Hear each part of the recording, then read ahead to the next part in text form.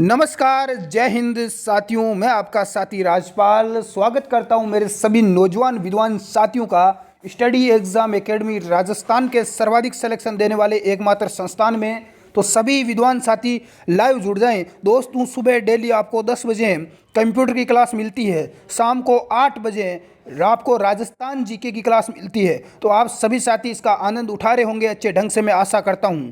दोस्तों, आज कंप्यूटर के महत्वपूर्ण 50 प्रश्नोत्तरी के ऊपर चर्चा करेंगे। तो आप सभी साथी एक बार जुड़े भाई, लाइक और शेयर करें। सर्वाधिक शक्तिशाली कंप्यूटर कौन सा है? Super computer, micro computer, mini computer या इनमें से कोई नहीं? तो दोस्तों, जो सर्वाधिक शक्तिशाली कंप्यूटर होता है उसे बोलते हैं सुपर कंप्यूटर। क्या है? सुपर तो हमेशा क्या रहेगा? सुपर ही रहेगा। ए आंसर हमारा क्या हो जाएगा? राइट हो जाएगा। जो भी साथी ए आंसर दे रहे हैं, आशा करता हूं कि सभी का राइट है। दोस्तों, सेकंड सवाल आपके सामने स्क्रीन पर आ चुका है। भारत में प्रथम सुपर कंप्यूटर कब बना? बहुत ही इजी सवाल है दोस्तों। आंसर क्या हो जाएगा? भारत में प्रथम सुपर कंप्यूटर कब बना?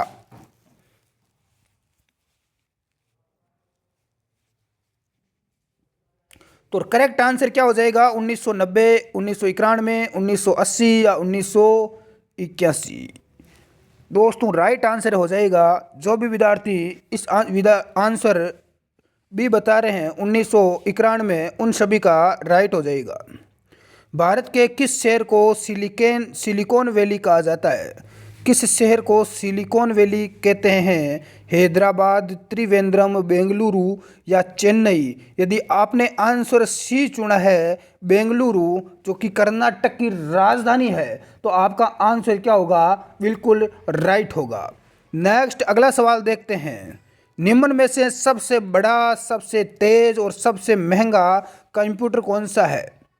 सुपर, मिनी, माइक्रो या इनमें से कोई नहीं? सबसे बड़ा, सबसे तेज और सबसे जो महंगा कंप्यूटर है वो है सुपर कंप्यूटर। यदि आपने आंसर ए चुना है दोस्तों, तो बिल्कुल आपका क्या हो जाएगा? राइट आंसर माना जाएगा। अगला सवाल देखते हैं। निम्न में से कौन सी सरणी पुणे में विकसित भारत की प्रथम सुपर कंप्यूटर की सरणी है? बहुत ही इजी सवाल है। विज्ञान, परम, धनुष या शक्ति? तो दोस्तों, राइट आंसर क्या हो जाएगा? कौन सी श्रेणी पुणे में विकसित भारत की सर्वप्रथम सुपर कंप्यूटर की श्रेणी है? तो ये आपकी है परम। कौन सी है? परम। यदि आपने आंसर बी चुना है दोस्तों, परम, तो बिल्कुल आपका आंसर क्या हो जाएगा? राइट हो जाएगा। अगला सवाल आपके सामने स्क्रीन पर है। आईसी का अर्थ क्या है? दोस्तों, आईसी का पूर्ण रूप आपसे पूछा गया है। ए है इंटरनेशनल कॉल, बी है इंटरनेशनल, तो इसका राइट आंसर हो जाएगा इंटीग्रेटेड सर्किट। आईसी का पूरा नाम क्या होता है? इंटीग्रेटेड सर्किट होता है। यदि आपने आंसर डी चुना है, तो आपने बिल्कुल राइट आंसर चुना है। अगला सवाल आपके सामने स्क्रीन पर। प्रथम बिजली से चलने वाले कंप्यूटर का नाम क्या था? पहला बिजली से चलने वाला कंप्यूटर कौन सा है? मार्क 1, पाइनियर, एप्पल या इंटेल? यदि आपने इस सवाल का आंसर ए चुना है, मार्क 1, तो बिल्कुल आपने सही आंसर चुना है। तो बिल्कुल ए आंसर अपना क्या हो जाएगा? राइट हो जाएगा। नेक्स्ट अगला सवाल दोस्तों आपके सामने स्क्रीन पर है। प्रारंभिक दिनों में कंप्यूटर में ट्रांजिस्टर की जगह क्या इस्तेमाल होता था? Vacuum tube, IC chip, VLSI या मरकरी?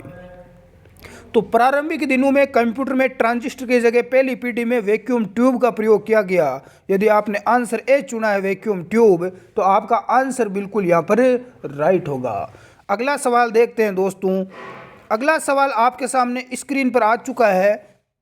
कालांतर में वैक्यूम ट्यूब की जगह किसने ली? बाद में वैक्यूम ट्यूब की जगह नया कौन सा ट्यूब आ गया, ये आपसे दोस्तों पूछा गया है। तो करेक्ट आंसर क्या हो जाएगा?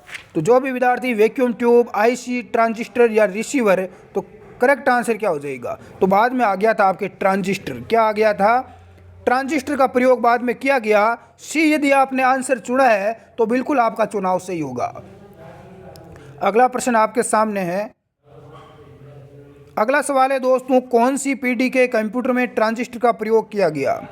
पहली, दूसरी, तीसरी या चौथी। कौन सी पीढ़ी में ट्रांजिस्टर का प्रयोग हुआ? दोस्तों आपको बता दूं कि पहली पीढ़ी के अंदर वैक्यूम ट्यूब का प्रयोग हुआ और दूसरी पीढ़ी में हुआ था ट्रांजिस्टर का प्रयोग। कौन सी पीढ़ी में हुआ गुरुजी? दूसरी पीढ़ी में। तो माँ को दो भी आंसर बिल्कुल राइट है कि, तो बिल्कुल आपका करेक्ट आंसर होगा। अगला सवाल देखते हैं दोस्तों। इंटीग्रेटेड सर्किट, बोले तो शॉर्ट में इंटीग्रेटेड सर्किट को क्या बोलते हैं? आईसी चिप बोलते हैं। क्या बोलते हैं? आईसी, यानी इंटीग्रेटेड सर्किट वाले कंप्यूटर किस पीढ़ी के थे? पहली, दूसरी, तीसरी या चौथी पीढ़ी? तो दोस्तों आपका करेक्ट आंसर क्या हो जाएगा? तो ये आपकी तीसरी पीढ़ी के थे। कौन सी पीढ़ी के थे? तीसरी पीढ़ी। गुरुजी पहली पीढ़ी का बता दो। वैक्यूम ट्यूब का प्रयोग हुआ, दूसरी पीढ़ी में ट्रांजिस्टर का हुआ और तीसरी पीढ़ी में आईसी चिप यानी इंटीग्रेटेड सर्किट का प्रयोग किया गया। बिल्कुल सभी नौजवान साथियों का राइट है। जितने भी साथी लाइव जुड़े हुए हैं एक बार क्लास को लाइक और शेयर कर दें। माइक्रो प्रोसेसर वाले कंप्यूटर किस पीढ़ी के हैं? माइक्रो प्रोसेसर वाले कंप्यूटर किस पीढ़ी के हैं दोस्तों? पहली, दूसरी, तीसरी या चौथी? गुरुजी सुपड़ा साफ कर रहे हो क्या? बिल्कुल आज की क्लास में सुपड़ा साफ हो चुका है।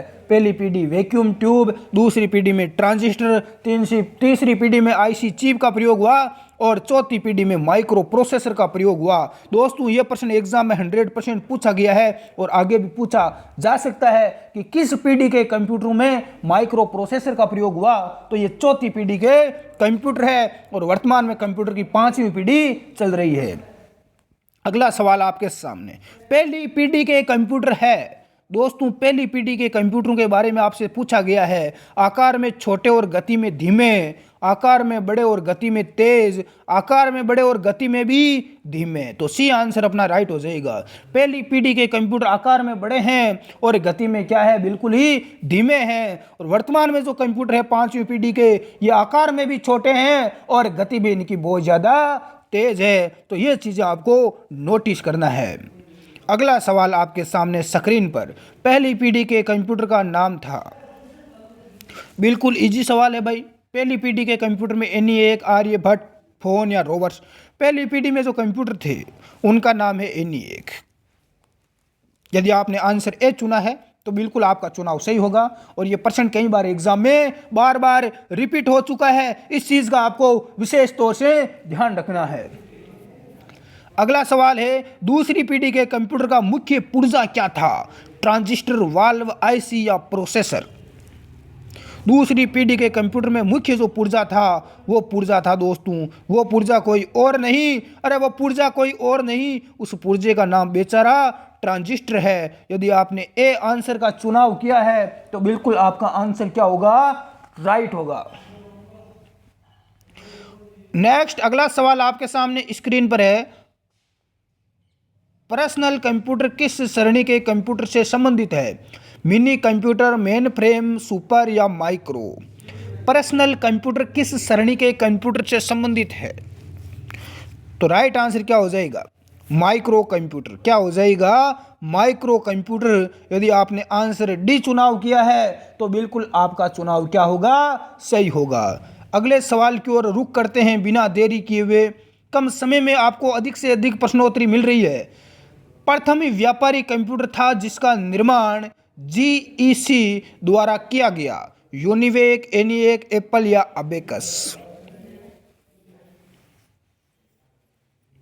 तो इसका निर्माण किसके द्वारा किया गया? GEC के द्वारा, यूनिवेक के द्वारा। यदि आपने आंसर ए चुना है तो बिल्कुल आपका चुनाव क्या होगा? राइट होगा। यह प्रथम व्यापारी कंप्यूटर था। अगला सवाल है, ENIAC का पूर्ण रूप क्या है? बड़ा ही शानदार सवाल है और कई बार एग्जाम में ये फुल फॉर्म में पूछी जाती है। तो दोस्तों ENIAC का पूरा नाम क्या हो जाएगा? Electronic numerical integrated and computer हो जाएगा। यदि आपने आंसर बी का चुनाव किया है तो आपने बिल्कुल सही चुनाव किया है दोस्तों। प्रथम पीढ़ी का घटक था। प्रथम पीढ़ी का घटक पंच कार्ड, ट्रांजिस्टर, आईसी या VLSI? तो प्रथम पीढ़ी में पंच कार्ड था। क्या था? Punch card. तो ए आंसर अपना क्या हो जाएगा दोस्तों? बिल्कुल करेक्ट हो जाएगा। अगला सवाल देखते हैं, VLSI का पूर्ण रूप क्या है? Very large integrated circuit. SI very large scale integrated. यदि आपने बी आंसर चुना है तो बिल्कुल आपका चुनाव राइट हो जाएगा दोस्तों। वेरी लार्ज स्केल इंटीग्रेशन, बिल्कुल बी आंसर अपना राइट हो जाएगा। कंप्यूटर के विकास क्रम को कितनी पीढ़ियों में बांटा गया है? 2, 4, 3 या 5? तो कंप्यूटर की वर्तमान में कितनी पीढ़ियां चल रही है? तो 5वीं पीढ़ी अभी चल रही है, तो 5 पीढ़ियों में इसे बांटा गया है दोस्तों।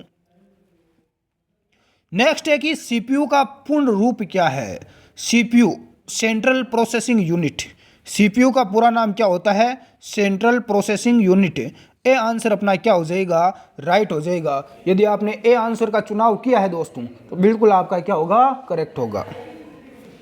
अगला सवाल है कि माइक्रो प्रोसेसर का आविष्कार किस पीढ़ी में हुआ? ये हम पहले भी बात कर चुके हैं दोस्तों।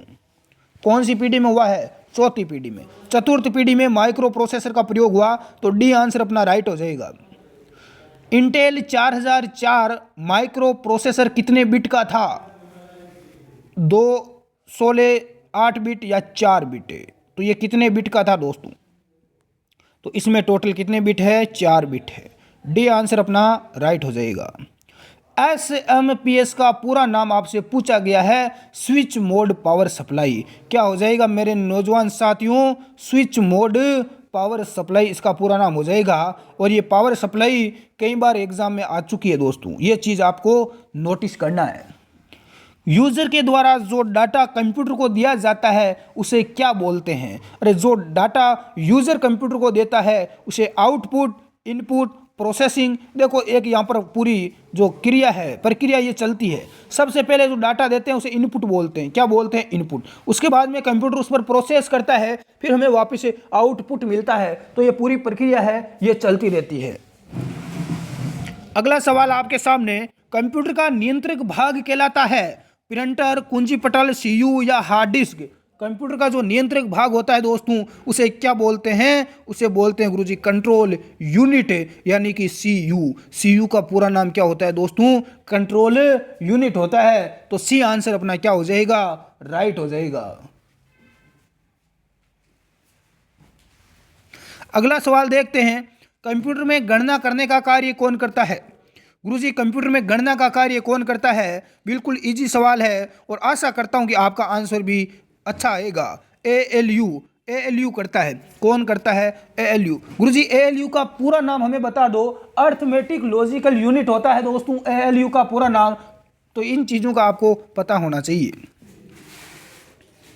बिल्कुल अर्थमेटिक लॉजिक यूनिट।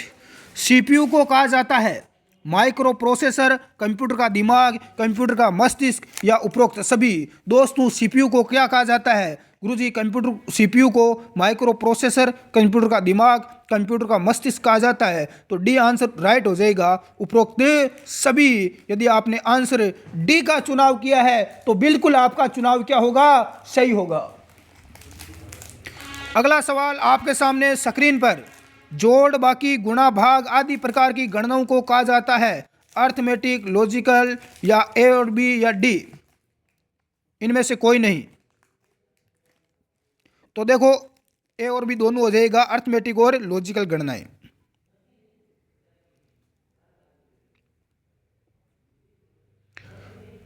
एक सवाल आपसे पूछा गया है, कौन सी पीढ़ी के कंप्यूटर में ट्रांजिस्टर का प्रयोग हुआ? पहली, दूसरी, तीसरी, चौथी? इस प्रश्न का आंसर आपको नीचे कमेंट करना है। आज की क्लास के लिए इतना ही। नेक्स्ट अगली क्लास में मिलते हैं दोस्तों। तब तक के लिए जय हिंद, गुड बाय।